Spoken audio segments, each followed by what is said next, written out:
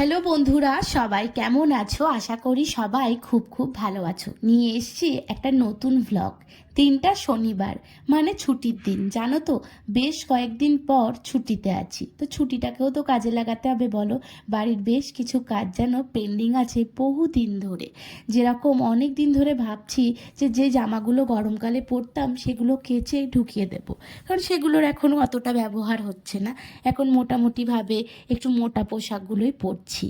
তো আবার শীতের যে পোশাকগুলো ভেতরে ছিল সেগুলোও বের করলাম। ভাবলাম একটু রোদ্দুরে দিয়ে আসি।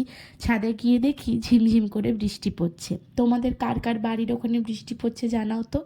আর একা আছি মানে কিন্তু সেদ্ধ ভাত, এর থেকে ভালো খাবার আর কিছু ভাবলাম না যে করব বলে। একা থাকলে যা হয়।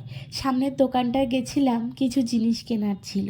একা থাকলে এই ওটস ফোটসগুলো বেশ কাজে লাগে জানো তো। আর দেখো গরম ভাতটা থেকে কতটা সুন্দর ভাব বেরোচ্ছে। তোমাদেরকে কার কার বলো তো ঘি দিয়ে এই রকম গরম গরম ভাত খেতে ভালো লাগে? আর ভাতের পরে ফলগুলো কিন্তু খুব আনন্দ করে খেয়েছি জানো তো বন্ধুরা। এই যে বন্ধুরা দেখো, তোমাদেরকে যে আটাটা তখন দেখালাম সেটা আমি এখন ভেঙেছি। কতটা সুন্দর দেখতে আর কতটা পুরষ্ঠ একটু দেখো। আমি তো এখানে কোথাও বীজ দেখতে পাচ্ছি না, এতটা সুন্দর।